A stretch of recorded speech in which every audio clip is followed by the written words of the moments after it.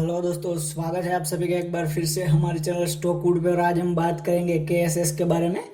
तो चलिए शुरू करते हैं। तो सबसे पहले यहाँ पर आप देखें तो स्टॉक लगातार अपर सर्किट लगाया जा रहा है।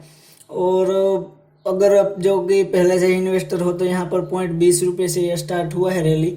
और अभी तक इस स्टॉक की प्राइस ₹0.45 तक पहुँच गई है। अब तो देख लेते हैं स्टॉक के बारे में, थोड़ी सी फंडामेंटल एनालिसिस करते हैं। देखिए, फंडामेंटल एनालिसिस किसी भी स्टॉक के करते हैं ना तो उसके क्राइटेरियाज होते हैं। अगर ये स्टॉक इस क्राइटेरिया से पास होते हैं उसके बाद ही उसका डेप्थ में फंडामेंटल एनालिसिस किया जाता है। अगर मान लीजिए कि एक कोई स्टॉक है, वो फंडामेंटल एनालिसिस करने के पहले ही इसके जो क्राइटेरिया होते हैं 2 या 3 क्राइटेरिया, उसमें से कोई क्राइटेरिया पार नहीं कर पाता तो उसके ऊपर फंडामेंटल एनालिसिस करना ही बेकार होता है एक तरफ से। तो उस पर फंडामेंटल एनालिसिस नहीं किया जाता। तो सबसे पहले चलिए देखते हैं। तो प्राइस अपर सर्किट लगा रहा है, उसमें हमको कोई प्रॉब्लम नहीं है। उसके बाद यहाँ पर मार्केट कैपिटलाइजेशन देखिए, अब 66 करोड़। बट मार्केट कैप मैंने आपको पहले से भी कहा है कि अगर पेनी स्टॉक देख रहे हैं तो मार्केट कैपिटलाइजेशन पर डिपेंड नहीं रहते। उसके बाद चलिए न्यूज़ की तो अभी बात नहीं करते, अगले हम टिकर टैप में जाके न्यूज़ देख लेते हैं। देखिए कंपनी का सेल्स, तो कंपनी का सेल्स बढ़ा तो नहीं है, मैं कह सकते हैं कि कम हुआ है, थोड़ा ही धीरे धीरे से कम हुआ है। अगर अगर देखिए पहले इसकी प्राइस ₹0.20 थी, तब भी इसका नेट सेल्स 11 करोड़ के आसपास था एक क्वार्टर का।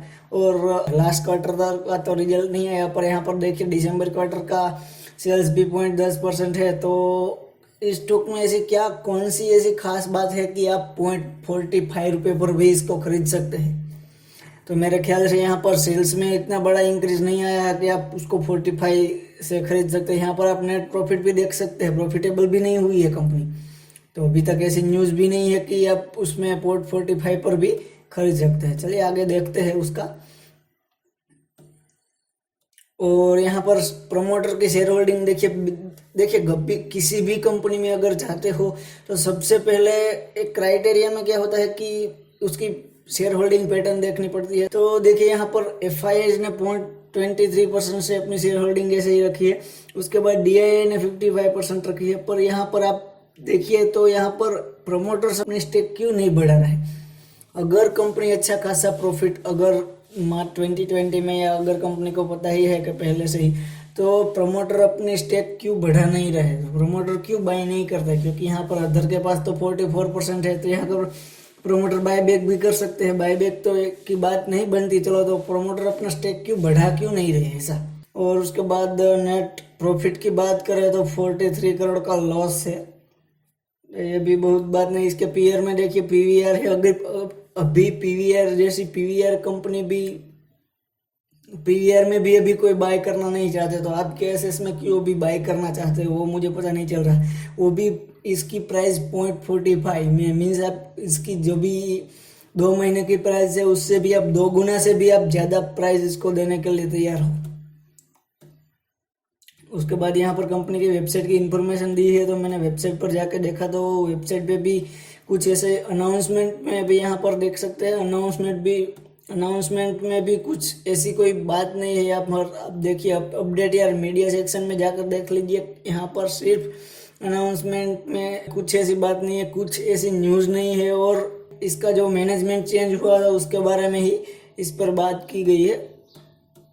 और चलिए अब पहले टिकर टैप पे चलते हैं। तो यहाँ पर आप देख सकते हैं टिकर टैप का एक भी सजेशन सही नहीं है। यहाँ पर इन्फ्लुएंस डेट कुछ भी नहीं, रिटर्न ऑफ एफडी से कम है, डिविडेंड देती नहीं है बिल्कुल, यहाँ पर डिफॉल्ट होने के चांसेस ज़्यादा है। देखिए इस सेक्टर में इन्वेस्ट करने से पहले आपको, सिनेमा के सेक्टर में इन्वेस्ट करने से पहले आपको एक बात जरूर ध्यान में रखनी चाहिए कि जो भी अभी रिलायंस जियो जिस प्रोजेक्ट पर काम कर रहा है उसकी वजह से इस कंपनी को बहुत ही ज़्यादा इफेक्ट पड़ सकता है। और उसका इफेक्ट आप पीवीआर पर देख ही सकते हो। अभी तो पहले तो कोरोना क्राइसिस की वजह से अभी कोई सिनेमा कोई देखने जाने वाला नहीं है। और इसकी वजह से ही जो रिलायंस जियो को टाइम मिला है अपना जो भी प्रोजेक्ट है सक्सेसफुली रन करने के लिए, सक्सेसफुली इम्प्लीमेंट करने के लिए, उसका फायदा रिलायंस जियो अगर उठा पाता है, अगर सभी मूवी देखने जाने से पहले ही रिलायंस जियो अपना वो ब्रॉडबैंड का, और जिस दिन मूवी रिलीज होगी उस दिन ही आपको मोबाइल में देख सकेंगे, वो प्रोजेक्ट अगर सक्सेसफुली कंप्लीट कर रहा है, तो मैं यहाँ पर वे भी कह सकता हूँ कि पीवीआर का स्टॉक तभी के तभी बॉटम जोन में चला जाएगा और वो 200 से 300 रुपये तक भी आ सकता है। तो सबसे पहले आपको वो देखना चाहिए कि अगर रिलायंस अपना प्रोजेक्ट, अगर अभी तो रिलायंस के पास टाइम ही टाइम है, क्योंकि अभी 2 या 3 महीने तक तो ये लॉकडाउन कोरोना की वजह से कुछ होने वाला नहीं है, कोई पिक्चर तो देखने जाने वाला नहीं है। अगर खुला, फिर भी लॉकडाउन खुला, मूवी थिएटर खुल गए, तो भी आप तो पिक्चर देखने जाओगे नहीं। और मान लो कि जाते भी है तो इतने लोग तो नहीं जाएंगे। अगर आप भी सोचिए ना, अगर एक लॉकडाउन खुलता है और आपको ऐसा बोले कि आपको 200 लोगों के बीच एक मूवी देखनी है, आपको फ्री में टिकट देंगे, फिर भी आप देखने जाओगे कि नहीं? ऑफकोर्स आप नहीं जाओगे ना।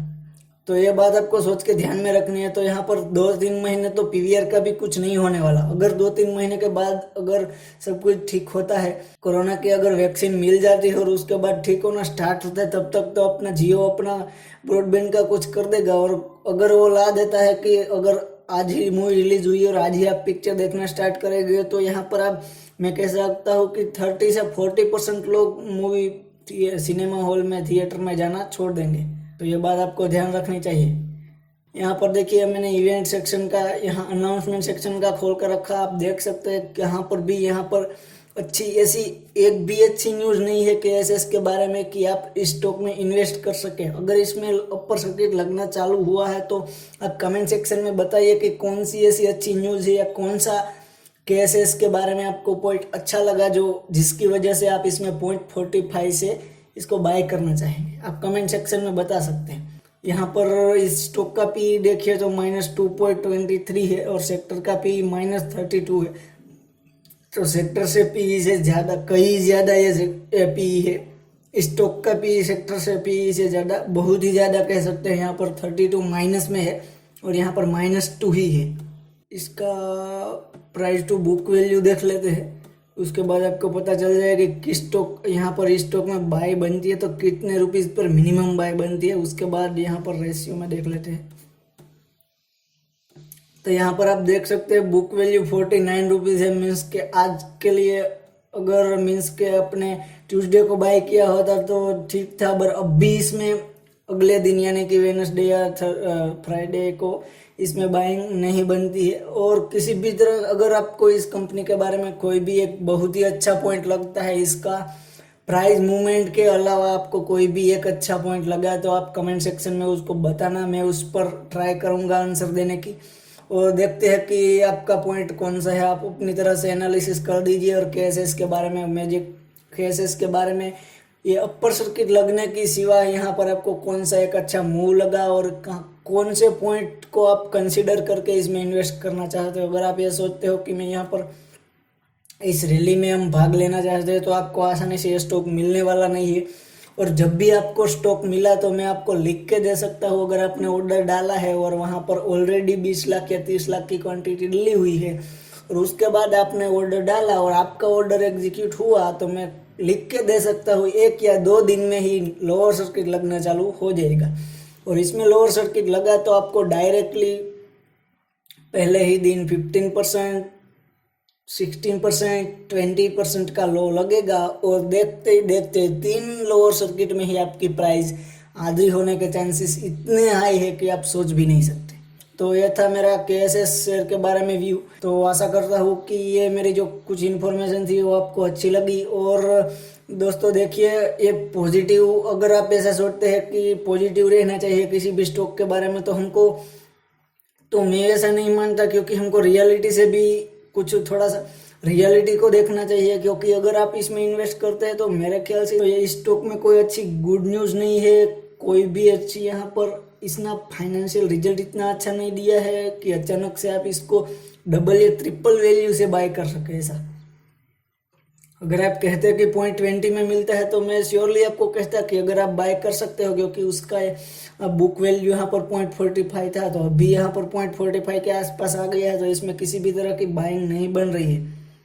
तो आप इस तरह से पॉजिटिव रहने की बात करेंगे तो यहाँ पर ऐसा तो नहीं होता कि अगर स्टॉक गलत है और फिर भी मैं आपको पॉजिटिव साइड इसकी जैसे तैसे कहाँ पर से भी उठाकर आपको चिपका दूँ और आप यहाँ से माल उठा ले और अपना आधा पैसा यहाँ पर खो दे, तो ये नहीं बनता। तो इसीलिए मैंने यहाँ पर जो भी ठीक ठाक केसेस के बारे में बताया। अगर आपको वीडियो अच्छा नहीं लगता तो आप डिसलाइक कर दीजिए, कोई भी प्रॉब्लम नहीं है। तो ये है केसेस के बारे में। अगर आपको किसी और भी पेनी स्टॉक के बारे में व्यू चाहिए तो आप उसको कमेंट सेक्शन में लिख सकते हैं। तो चलिए दोस्तों, आज के लिए बस इतना ही, मिलते हैं अगले वीडियो में। Thank you.